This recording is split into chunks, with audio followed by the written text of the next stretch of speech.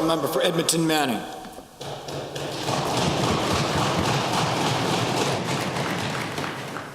Thank you, Mr. Speaker, and thank you for the member across the floor for your talking about the job fair. It was a great event that happened in Edmonton Manning, and we had a really great response from it. So it truly is my honour to stand and speak in this House today and be part of a historical shift in the politics of Alberta.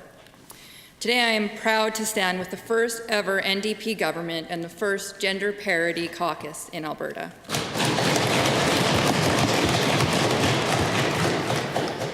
Unfortunately, Mr. Speaker, this is not the norm for Alberta or for Canada.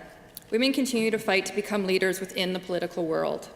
School boards, municipalities, provincial and federal politics continue to struggle with supporting women to run. Many ask, why is this? Why don't women run for politics?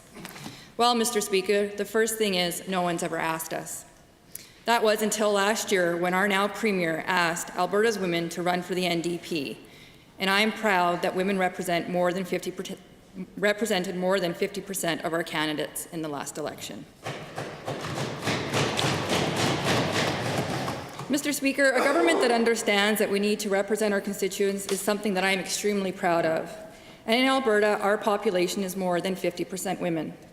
And so, Mr. Speaker, it seemed only fitting to have the throne speech delivered on International Women's Day, and to recognize the work that women have done before us and to honour the work we continue to do today. I think, as her honour noted in the throne speech a few weeks ago, the fact that our new Ministry for the Status of Women, the only standalone ministry in this country, is being led by a new mother is proof that further barriers are starting to come down, though we still have a long way to go. The work of building this province, from the stay-at-home mother to women who run the farms, work in the trades, and support our public servants, women make this province run, Mr. Speaker, and it is time that this is celebrated and recognized. Before being elected, I was one of these women. I worked as a public servant in the Ministry of Human Services as a child protection worker, a role that I still miss and cherish today.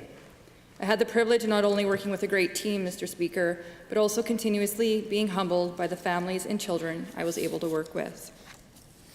Child protection is not an easy profession, Mr. Speaker.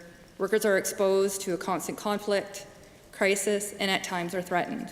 They go into homes with a pencil and a pad of paper that police officers will not enter without guns or backup.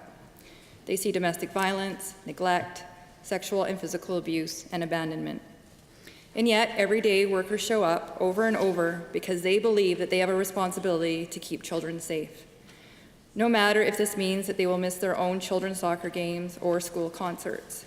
They put Alberta's children first above all else, Mr. Speaker, something that truly needs to be respected. What also needs to be respected, Mr. Speaker, are the families that the workers in human service work with. Each family has their own story, each unique and challenging as the next, but no matter what the challenges, Mr. Speaker, Albertans are resilient.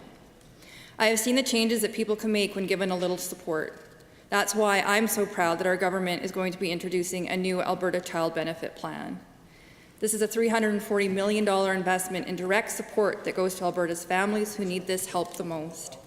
Mr. Speaker, this investment and the introduction of the Family Employment Tax Credit, which will help at least 380,000 children throughout our province, and from my experience, this investment can't come soon enough and will have a direct impact on all Albertans' lives. From the single mother who leaves an abusive partner, to the teenage parent, to the street youth who goes back to school and graduates, we have many success stories within the Ministry of Human Services. Mr. Speaker, and this is why I am so glad to be part of a government that values the work of all of our frontline public servants.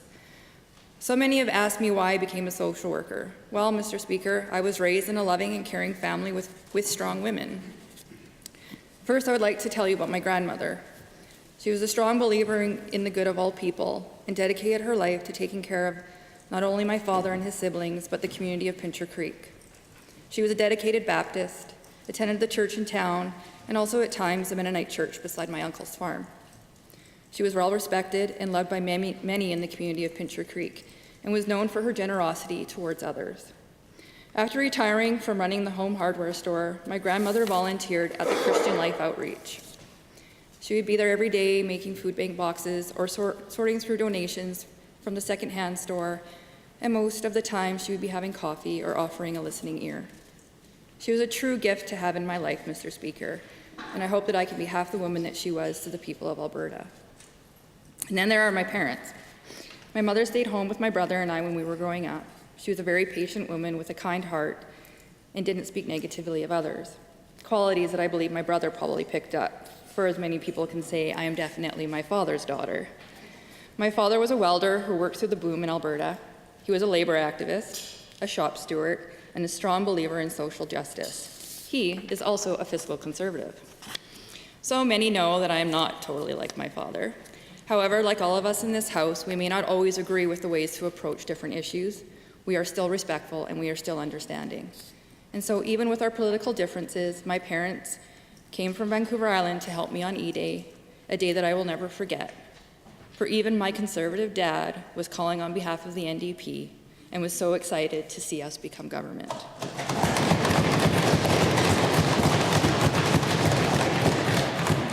And so, Mr. Speaker, in closing, I will give thanks to the constituents of Edmonton Manning for providing me the honor to represent them in this House. Thank you.